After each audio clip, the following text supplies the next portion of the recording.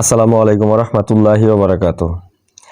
একটা ডিবেটের পর পর্যায়ক্রমে শুরু হয়েছে আপনার তর্ক বিতর্ক। তো এখন বর্তমানে আজকে দেখলাম যে আমাদের যে মুফতি আরিফ বিন হাবিব, উনি একজন মানে এগুলা ডিবেটের ধারের কাছে উনি নাই। ওনার কথা ওনার কথা কাজে আজ পর্যন্ত কেউ বলতে পারবে না যে কেউ কষ্ট পাইছে।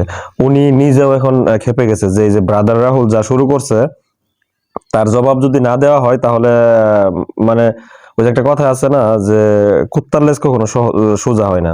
তো এই ব্রাদাররা হলো শুরু করছে ঠিক তাই। এদিকে আলী হাসান ওসামা তারা এত বুঝাইতেছে, তারপরও তার কোনো বুঝ আসবে না। সে মানে যে কথায় আছে না যে সবকিছুই মানি কিন্তু তাল গাছ আমার।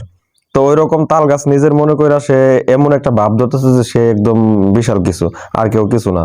তো এদিকে আরিফ বিন হাবিব উনি বলছে যে ব্রাদার রাহুল তাদের যে মাঠ আছে ওইখানে যদি বসতে চায় তবুও সে বসতে রাজি আছে। বিষয় হবে যে ব্রাদার রাহুলের যত রকমের প্রশ্ন আছে আমাদের হানাফিদের সম্পর্কে, সবগুলো প্রশ্ন করবে, আরিফ বিন হাবিব উত্তর দিবে।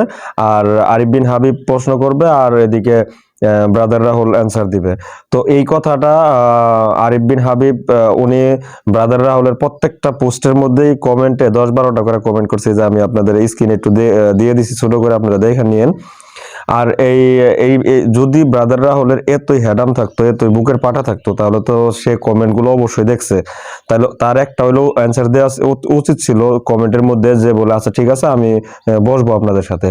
সে তার যে আইডিয়া আছে ওইখানেই পোস্ট করে বসবে বসবে এরকম কথা নিয়ে, কিন্তু মূলত কাজের বেলায় ঠনঠনা। মানে সে তার গাওরামি ছাড়তেছে না আর কি।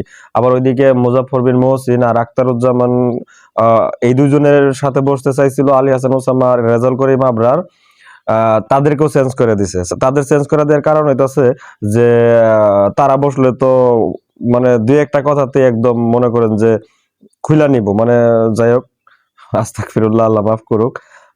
আর মুজাফফর বিন মহসিন উনি যে কেমন কেমন পড়ালেখা করে এটা জাতি খুব ভালো করে জানে। কারণ হইতাছে যে ব্যক্তি একটা কোরআন জাতিকে উপহার দিতে চায়, যে ব্যক্তি নিজের মুখে বলে যে আমি আপনাদেরকে একটা কোরআন উপহার দিব, তাহলে তার যে কি আমল আছে, তার যে কি আখলাক, তার ভিতরে যে কি জ্ঞান আছে, এটা মানুষের বুঝতে বাকি নেই। তো যাই হোক, এই ব্রাদার রাহুল সম্পর্কে আরো সামনে ভিডিও আসবো, কারণ এ যে শুরু করছে মনে হয় এগুলা করে সম্পূর্ণ সবসময় ট্রেন্ডিং এ থাকার জন্য। মানে ওই যে টিকটকার আছে না, কিছু কিছু টিকটকার যারা মনে করে যে আমরা ফর ইউতে থাকবো সবসময়, নিয়ে বিভিন্ন রকমের ঝামেলা করে। তো এরকম এই টিকটকারদের মতো হয়েছে ব্রাদার রাহুলের অবস্থা। তো সেও টিকটকারদের মতো ওই যে সবসময় ট্রেন্ডিং এ থাকার জন্য এই কাজগুলা করতেছে। আল্লাহ হাফেজ।